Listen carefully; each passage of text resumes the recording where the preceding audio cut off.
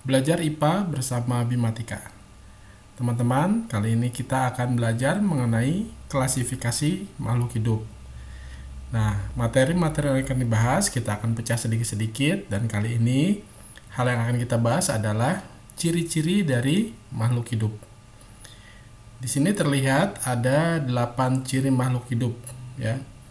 Ada juga yang 9 ciri, tetapi ini sudah cukup ya, 8 ciri dari makhluk hidup. Dengan 8 ciri ini, kamu bisa mengidentifikasi apakah sesuatu itu makhluk hidup atau bukan, ya. Nah, ciri yang pertama adalah bergerak. Nah, makhluk hidup itu bergerak, ya. Dia melakukan perubahan posisi, ya, bergerak, merubah posisi seluruh atau sebagian tubuh makhluk hidup untuk mencari makan. Jadi ada makhluk hidup mencari makan, menghindari musuh, dan mencari lingkungan yang sesuai. Ya, seperti kuda berlari, kemudian burung terbang, dan ikan berenang. Ya. Nah, bagaimana dengan tumbuhan? Tumbuhan juga bergerak. Ya, tumbuhan bergerak seperti pergerakan tunas, ya, bergerak. Tumbuhan bergerak ke arah cahaya matahari, ya. Jadi batangnya bergerak, tumbuhnya ke arah cahaya matahari. Atau beberapa tumbuhan juga ada yang bergerak, ya, kalau disentuh, ya, seperti putri malu, ya, seperti itu, dia juga bergerak. Bunga mekar, nah itu juga tumbuhan bergerak. Tapi karena bergeraknya tidak tidak terlihat yang harus diamati betul-betul gitu, jadi kelihatannya dia tidak bergerak, ya. Padahal kuncupnya bunga kemudian berkembang, bunga itu adalah bagian dari tumbuhan yang bergerak. Ciri yang kedua adalah bernafas. Nah, apa itu bernafas? Adalah proses pengambilan oksigen dari udara dan mengeluarkan karbon dioksida ke udara. Jadi misalkan kita nih, ya, bernapas, menghirup udara, itu kita berarti menghirup oksigen. Kemudian kita mengeluarkan napas, membuang napas, itu adalah karbon dioksida ke udara.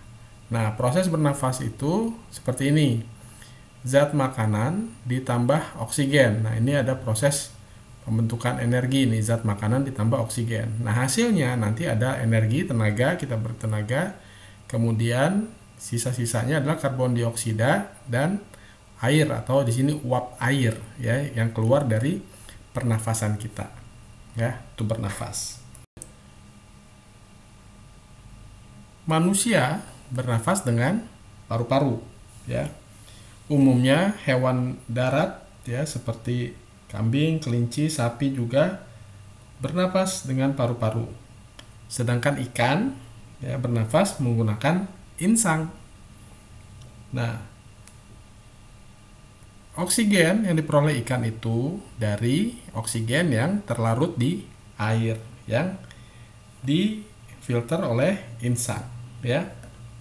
Nah, bagaimana alat pernapasan pada serangga? Nah, alat pernapasan pada serangga itu adalah disebut trakea, ya, trakea atau corong hawa. Nanti kamu akan belajar lebih lanjut mengenai pernapasan ini, ya.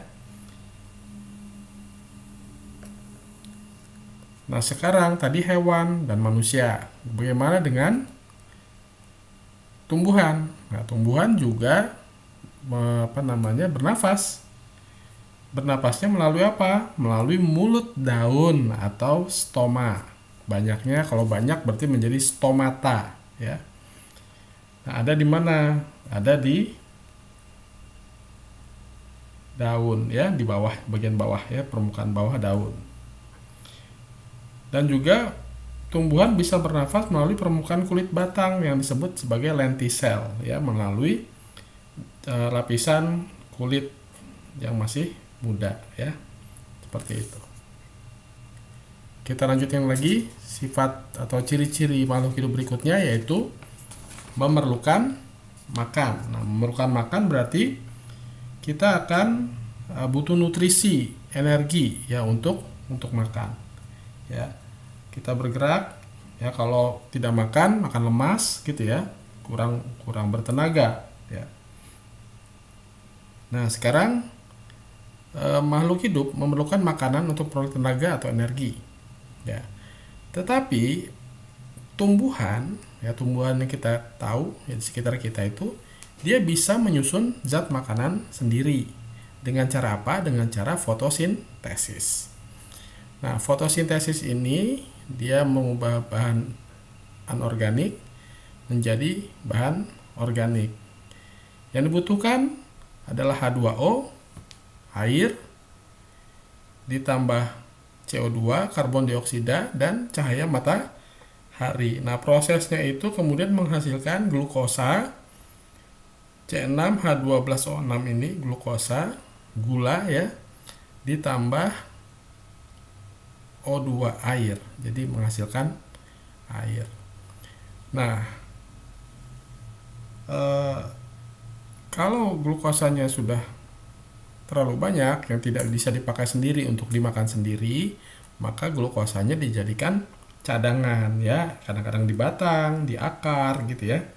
Kalau pada batang itu menjadi sagu atau tebu ya tanamannya, tapi kalau di akar menjadi ketela atau ubi ya, atau pada wortel ya, disimpannya di situ.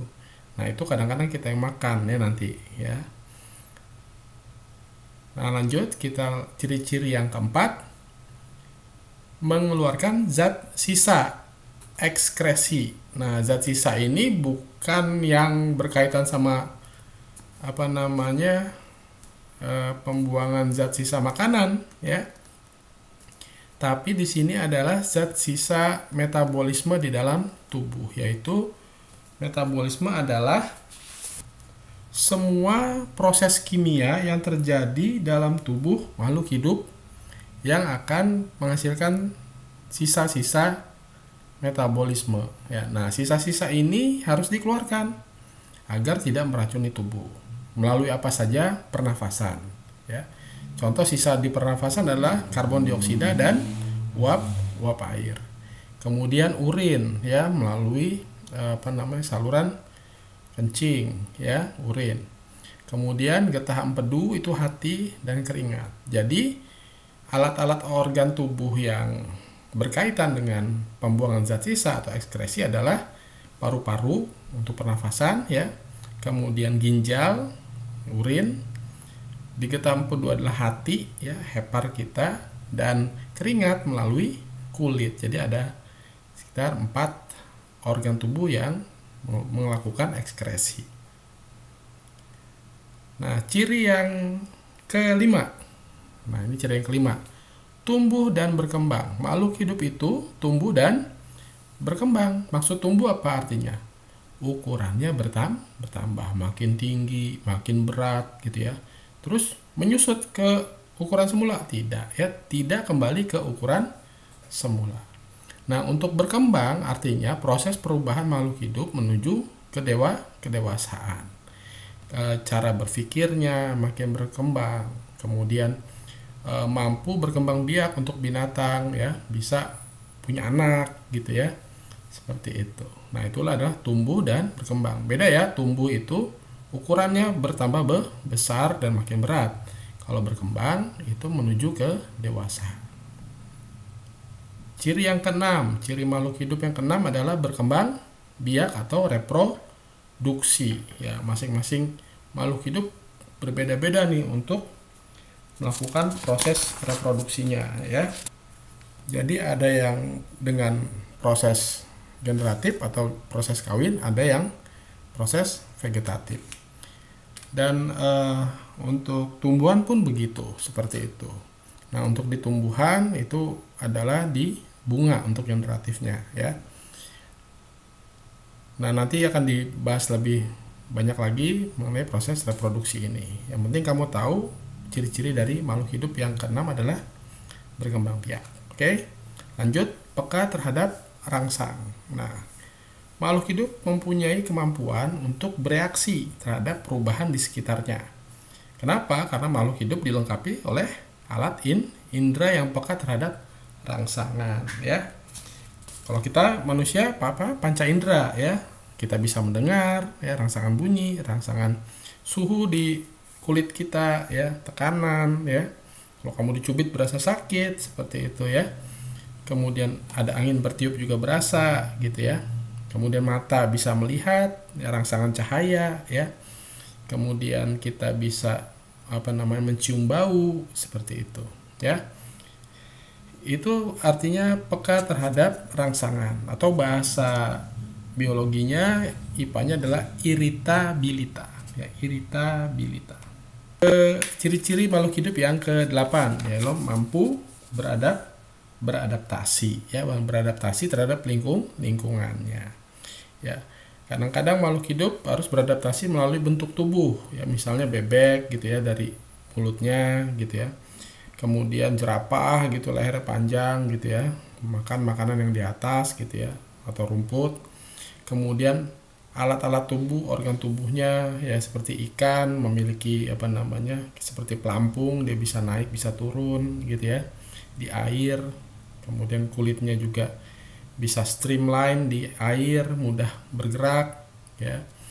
Kemudian juga perilaku beradaptasi, misalnya ada kerbau yang cuaca panas dia akan berendam gitu ya di rawa gitu ya, seperti itu, berendam di rawa.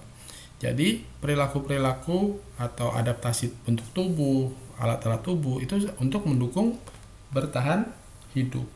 Nah, untuk tumbuhan kadang-kadang dari bentuknya saja, contoh misalnya di daerah yang panas atau kurang air, maka dia akan bentuknya itu berduri seperti kaktus ya.